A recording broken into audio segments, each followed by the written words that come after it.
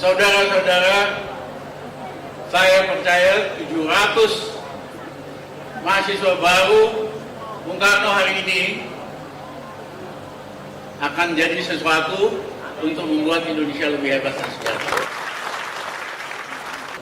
Banyak hal yang kita bisa lakukan, tapi kita harus berpikiran nasionalis. Harus selalu berpikir apa yang kita bisa berbuat supaya rakyat kita, ya kan, masyarakat kita bisa lebih hebat, bisa lebih maju. Dan inilah maksud Mbak Rahma, Pak Beni dirikan universitas ini. Saudara tidak dididik hanya sekedar jadi tukang. Banyak mahasiswa ekonomi Indonesia itu tukang. Ekonom turun naik, ini turun, ini naik, ini turun. Kenapa? Karena Fakultas Ekonomi Indonesia begitu Pak Harto naik, Wijoyo dan kawan-kawan mengecilkan peranan daripada ilmu sejarah ekonomi, disederhanakan, hanya membesar-besarkan kehebatan tim Machiavelli, stabilisasi inflasi yang katanya 1000%. Tapi nggak dijelaskan kenapa inflasi naik 1000%. Buku sejarah ekonomi isinya cuma beginian doang. Dihapuskan mata pelajaran ekonomi filosofi. Padahal itu penting sekali. Di Amerika, negara kapitalis, setiap mahasiswa ekonomi mesti belajar ekonomi history, ekonomi filosofi, supaya ngerti filsafat juga.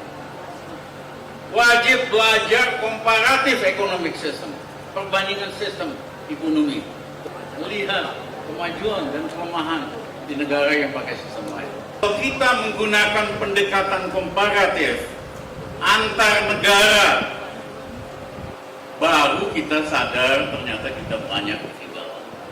Hari ini Vietnam pendapatan per kapitanya sudah di atas kita. Yang kedua, mereka ekspor barang elektronik termasuk handphone yang saudara pakai 35 miliar dolar. Kita import handphone, mau Samsung kayak apa, itu 8 miliar dolar satu tahun. Nah, kampus ini pakai nama Pejuang Bung Karno. Dari kecil sudah jadi pejuang dari mahasiswa.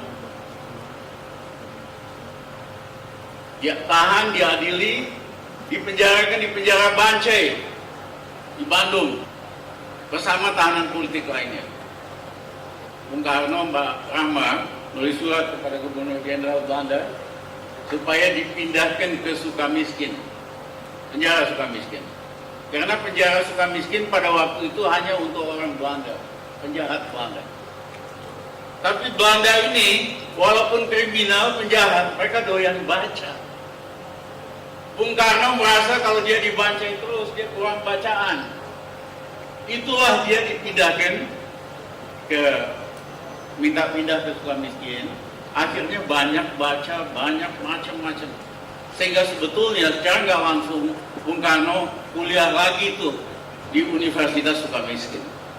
Kemudian Bung Karno juga minta supaya dibuang ke ND. Kenapa di ND itu banyak pendeta-pendeta Katolik yang suka filsafat, yang suka sejarah. Akhirnya Bung Karno banyak belajar, kayak diskusi, memahami tentang filosofi, histori. Nah, sementara itu sebagian besar tokoh-tokoh besar perjuangan Indonesia sekolah di Belanda, sekolah di Prancis. Mereka pada dasarnya nggak nganggep lah alumni dalam negeri. Bung Karno tuh alumni dalam negeri, nggak pernah sekolah di luar negeri.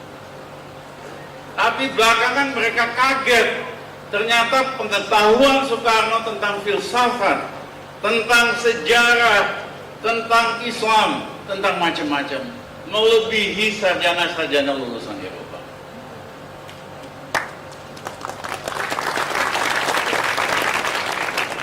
Yang saya ingin katakan, kalau saudara rajin membaca, saudara berdialog dengan pemikir-pemikir yang besar, saudara tidak usah khawatir hanya lulusan universitas lokal.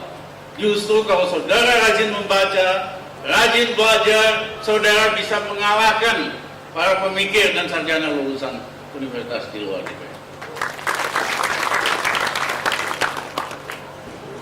Saudara-saudara, kalau kita membandingkan secara historis ke belakang, Indonesia mengalami banyak sekali kemajuan.